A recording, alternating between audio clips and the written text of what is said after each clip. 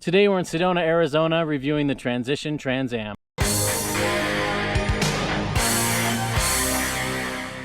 Oh, I'm excited to ride this. I know a lot of you guys are too. This was a very popular first look. The last bike I reviewed was the Turner Nitrous. Love that bike. This bike's very different. This bike's 8 pounds heavier and you feel it. This bike's also less than half the price. This model comes in at $25.99 US. Love seeing that on a steel hardtail. Really cool. That's like Kona pricing, and the frame only $7.99. Love seeing that. Hardtail should be accessible for most people. $7.99 for a frame is fantastic. This bike's slow climber. Could be the DHRs, could be the Exo Plus tires, could be the Assegai up front, could be the 33.3 pound weight of this bike. It's not a zippy, energetic hardtail. We got a 150 mil Marzocchi Bomber Z2. I like the Z2. It allows builders to build bikes at an affordable price, but still have a good enough fork that you don't need to upgrade it. It's a lethargic climber. Man, kind of feels like lead in the tires. I have a feeling this bike was designed to go down more than up. It's not terrible. Once it gets up to speed, it's pretty good, but it's slow to accelerate and it's slow to make little burst moves. Oh man, it does not mind chunk though. That big 150 fork lets you get away with a lot. Bigger forks make hardtails ride like staplers to me. If there's just one big move, like a big jump or a big drop or a ledge, the long fork's really nice. It doesn't matter that the head angle changes when it lands. But if it's successive steps where you're trying to control the bike down some chunk, that's where I find the 150 mil fork make it ride a bit like a stapler, where the geo's just changing as is the weight distribution. Still, I think for the Pacific Northwest where this was designed, 150 makes sense. I really like the steep seat tube angle. Got a nice short effective top tube, but a nice long reach. This build has a great balance of performance for the price. None of these components are holding me back from having fun right now. And I really applaud Transition for getting this whole bike in under $2,600. Amazing. That's like Trek Roscoe pricing. So I'd much rather be climbing on a spur right now. Not all hardtails are fantastic climbers. All right, we took this thing out to a Black Diamond today. It's a Black Diamond climb as well as a descent. It's like riding on the side of a cliff the whole time. When you get a hardtail with a 140 fork and Assegais and DHR2s, you don't take it on the green trails. This is an aerobic climb. It's a tough one. Kind of have to muscle this bike through a few moves. Here we go. Seat down. Loving the 180 dropper. So I actually just raised my saddle. That's a 180 mil dropper. I have tiny legs, 27.5 inch inseam, and I can run a 180 with room to spare. Bravo Transition for understanding that we all want the longest droppers we can run. And a dropper is a must on a trail like this. You're always trading between seat up, seat down, seat up, seat down. On the side of a cliff like this, if your seat's all the way up and you need to get off, you're in trouble. All right, good climbing geo. Really intuitive. I like that short rear end.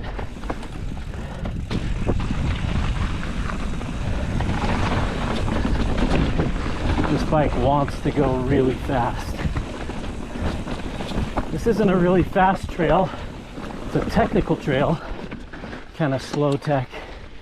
The hub's not amazing, but for $2,600, that's expected. Easy to maneuver even at slow speeds with a 64-degree head angle.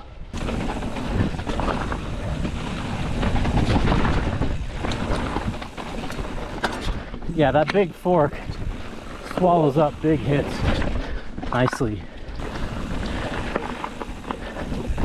Big hole there. Fork took it well.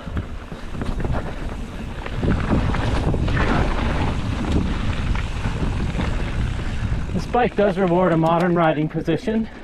Real great climber, aside from the weight and kind of the sluggish attitude.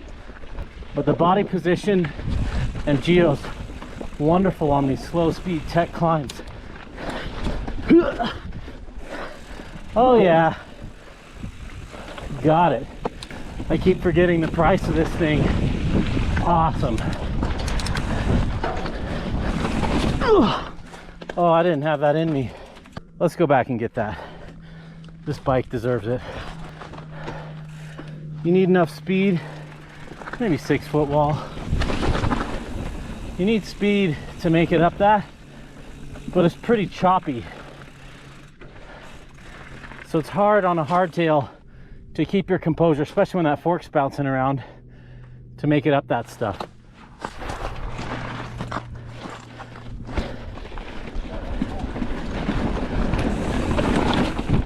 Nice. Good job. This bike did it well.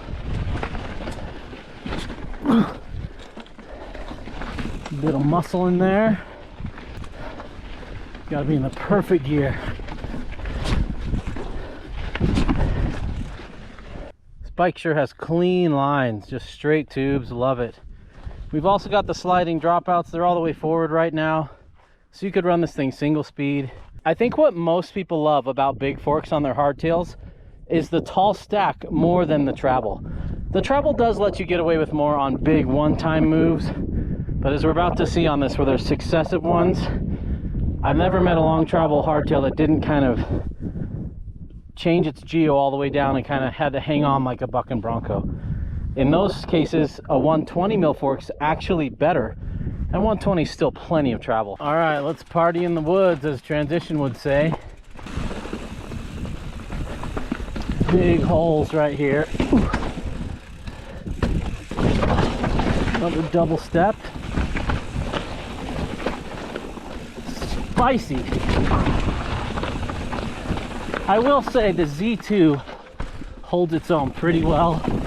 Stays pretty high in its travel, which is nice for a 154. You don't want to dive in too much. Keeps the stack tall. Great geo on this thing.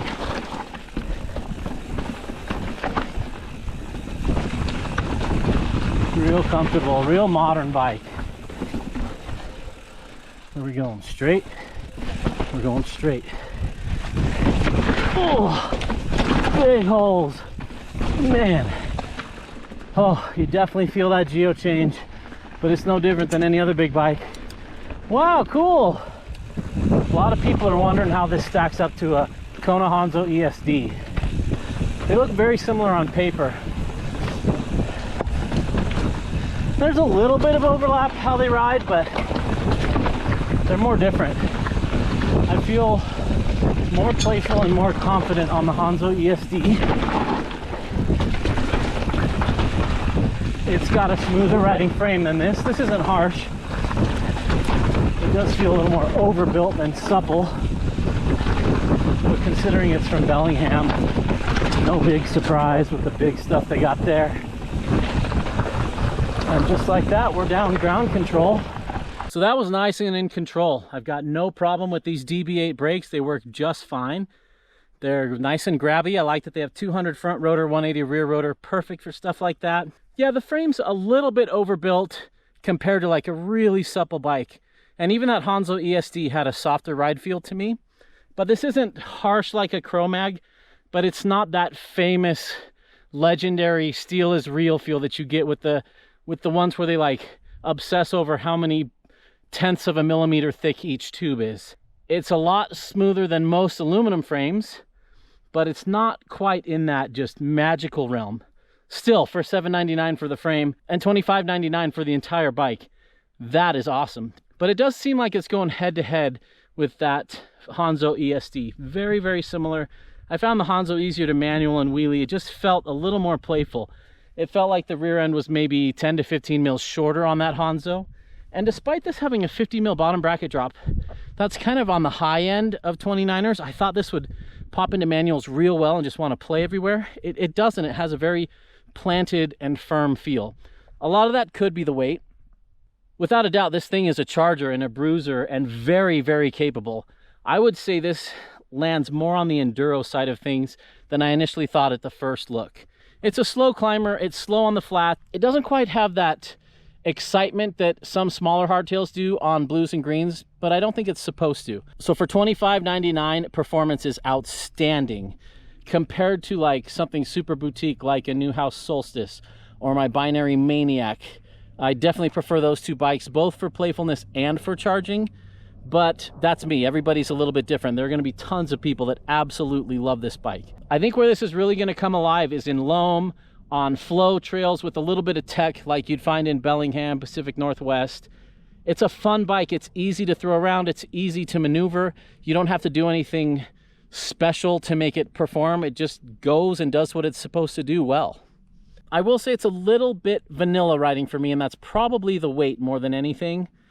It just is lacking a little bit of that extra special sauce that some of the other bikes have. And I know this is going to bug a lot of people because a lot of you really love this on paper.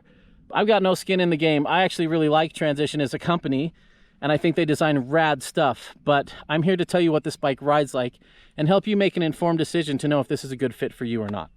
If you want to pick my brain on the 100 different hardtails that I've reviewed and ridden in the last 4 years, become a patron. We'll work one-on-one, and we can chat about the different personalities of each of these bikes and pick one that fits you and your riding style and your budget perfectly. So to summarize, fantastic value, wonderful geometry, lacking a tiny bit in the excitement and special sauce factor. You get a steel frame, nice Z2 fork. The NX drivetrain's no problem at all for me. The DB8 brakes are just fine. For a lot of people, this is going to be their second bike or a third bike or a loaner bike to a friend. And it hits that perfect price point where you don't need to bling it out to make it ride well. It rides well straight out of the box. And for $2,600, that's impressive that you don't have to update a single thing.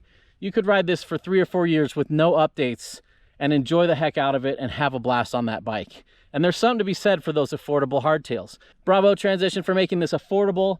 $800 frame, that's impressive. Really great lines. I love the external routing. Love the short seat tube so you can run a long dropper. Love that it came with a long dropper. And when you compare it to something like a Trek Roscoe for a very, very similar price, I think this bike is the easy choice between the two of those. So what do you think? What's your favorite thing about this bike? What did I miss? Post in the comments below. Thanks for watching. There's a party in the mountains and you're invited.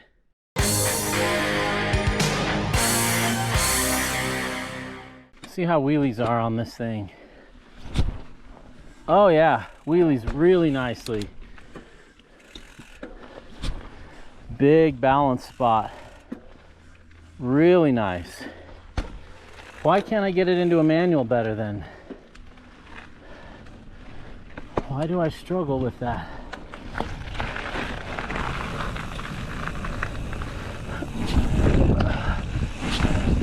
Alright, once you get it up there, it'll balance pretty well. Takes a lot of energy to get it up there though. I can't figure out why. The stack's pretty tall, bottom bracket's fairly high. Chain stays short, it should come up. Takes a lot of muscle. So if you're better at manuals than me, which most people are, maybe it'll be plenty playful for you, but I found that ESD a lot easier to get into these playful maneuvers.